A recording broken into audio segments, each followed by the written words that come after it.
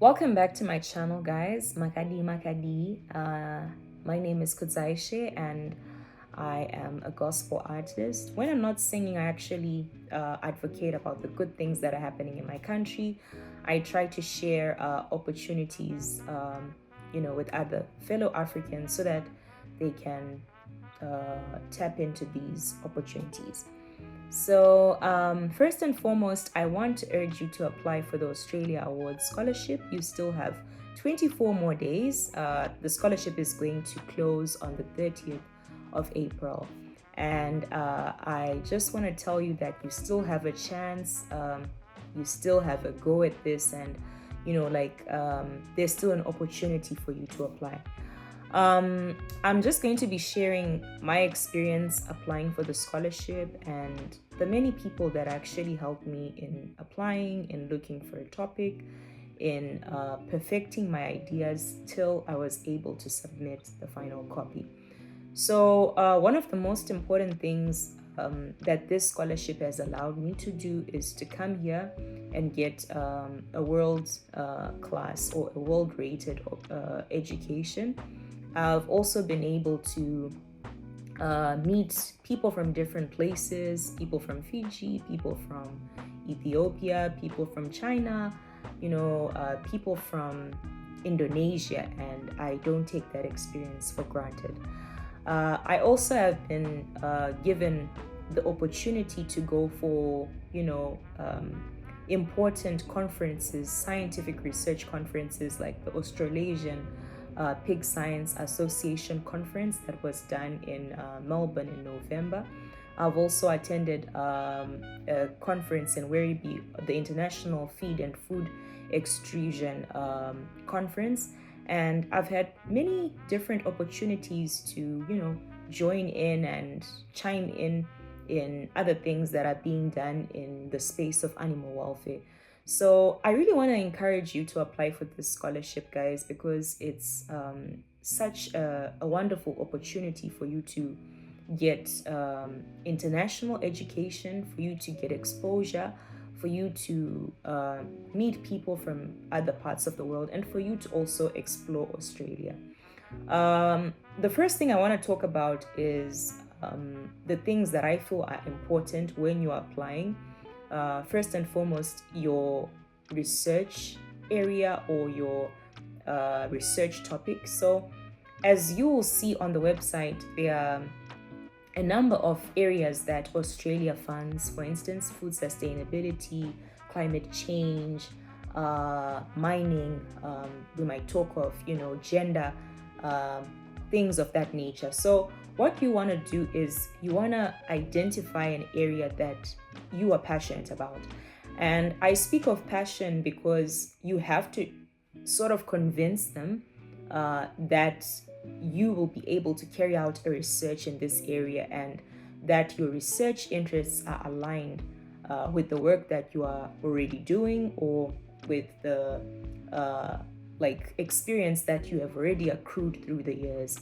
So I also feel like choosing an area that you are very passionate about is very important. For me, I chose livestock because I have done my bachelor's in my country of origin, which is Zimbabwe, in animal science, and I've worked in a feed company before. I've worked in abattoirs. I've worked in the animal science space, but I've also in meeting different people on this same scholarship, I've met people who were in tourism who've been able to apply for maybe agribusiness courses, people who were in one area and they were able to shift. But again, it depends on how you justify.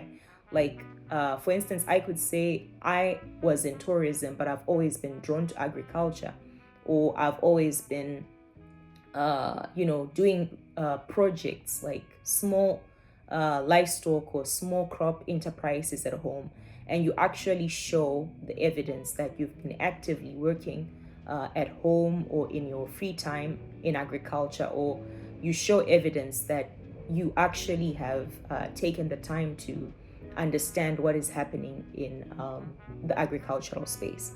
The next thing I think is very important is for you to pick a research area that people in Australia are really, really like making progress in.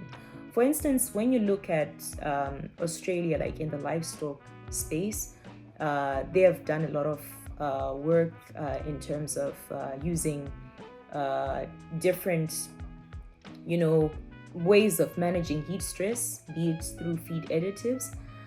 They've also done a lot of research on, for instance, heat tolerance, like the use of genetics to actually select animals that have better heat tolerance and that won't lose as much milk productivity when under heat stress. So, like, I would urge you to look for research topics that Australia is a pioneer in. You can look at like hydroponics. You can look at the use of like the microwave heat treatment in like weed management. These are just some ideas, but the most important thing is the topic that you want to research on. Like, make sure that Australia has made a lot of strides in that area, and make sure that that area is not represented back home. Like, it's something that we have understudied, or something that is yet to be introduced in your country of origin. The other thing I wanted to talk about is how it is important to show that after you've applied, you return back home and you want to apply this knowledge back home. That's a very important part of your proposal, to actually show that like I plan on implementing this back home. So unlike other scholarships, because I've also applied for a lot of scholarships before, this scholarship is mainly talking about the impact that you'll make back home. Like, what are you going to do? Are you going to impact a policy change? Are you going to cause a change in terms of farm level, at household level, at individual level, at national level? So probably with my research proposal, I was looking at how I could help farmers, local farmers, smallholder farmers, female farmers. And also, like, this scholarship has a huge emphasis on inclusivity, on gender equality, on promoting equal opportunities. So in writing your proposals, you can show that you're trying to balance gender dynamics. You can show that you're trying to balance inequalities. You're trying to help women. You're trying to help underrepresented parts of the population. You're trying to represent people with disabilities. You want their inclusivity. You want more contribution for them. You want to ensure that they get opportunities. So those kind of proposals, they usually have a much bigger impact, because you are trying to help people. So the emphasis again should always be on trying to help people. You might be trying to help the whole nation. You might be trying to help an organization. Maybe you want to bring back the experience and implement it at like in your company or in your place of work. That's also another way that you can argue. Another thing that I also feel is important is to tell a story.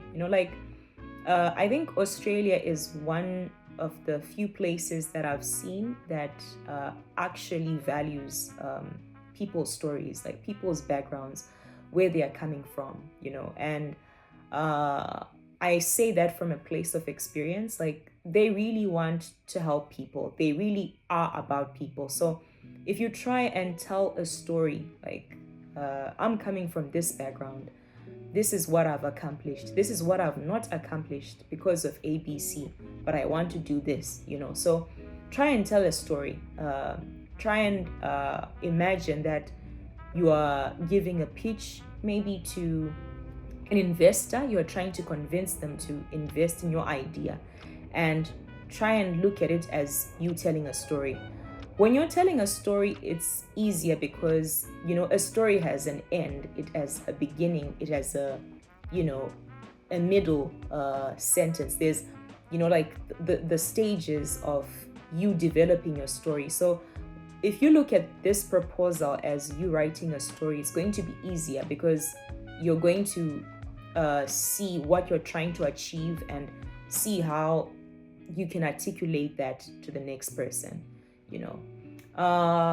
Yeah, like as I come to the conclusion of this small video, I just thought I would create a small video where I would help people, you know, who are trying to apply, who are trying to prepare. You know, I just want to urge you that like it takes time, but it is achievable. You know, you might not complete your proposal or your application in 1 day or in 2 days, but even if you give yourself 5 days, if you give yourself a week, you will be able to write a convincing and a well-written proposal. You know, look for help. Try and look for people who are already on the scholarship who can give you ideas. Try and ask your lecturers. Like I mentioned, I had people that were helping me. You know, like I had my lecturers at the University of Zimbabwe. I would ask them for feedback, and I would ask them for what makes sense. I had a lecturer who was in New Zealand who also gave me input. So I believe that God always places people around us to help us. So try and look for people who can help you, because it takes a village to write a convincing proposal. It takes, you know, you doing your part and you asking other people to chime in. You know, if any of you reach out to me and you need help with proofreading, and if I have the time, I'll go through your essays. If I know people who perhaps are in that field and it's not my field, I'll try and connect you to those people so that they can give you ideas. But again, try and get feedback before you submit your final application. I wish you the best. Like I know that the Bible says, the Word of God says that if we ask anything in His name, He'll give us. You know, so I urge you to prayerfully consider this opportunity to, you know, do your part and ask God to, you know, to do the rest. But I wish you the best, and I know that it's a wonderful opportunity. Like it has really been a blessing to be on this scholarship. It has taught me so much. I've been stretched. I have met people who've, you know, taught me many wonderful lessons, and I'm really grateful for this experience. So yeah, I wish you the best in your applications. And if you haven't started applying already, please do. You still have 24 days or 23 depending on when I upload this video. But otherwise, this is the end. Thank you so much for joining. I wish you the best in your AAS applications. Don't forget to subscribe to the channel. Don't forget to watch other videos, like, share this video. If you know people who are looking for scholarships, if you know people who are looking for postgraduate opportunities, please let them know about Australia Awards. And yeah, I hope that someone will be able to get into the next round of Australia Awards scholars. Otherwise, I will see you. Salakahle. Thank you so much for tuning in. Bye.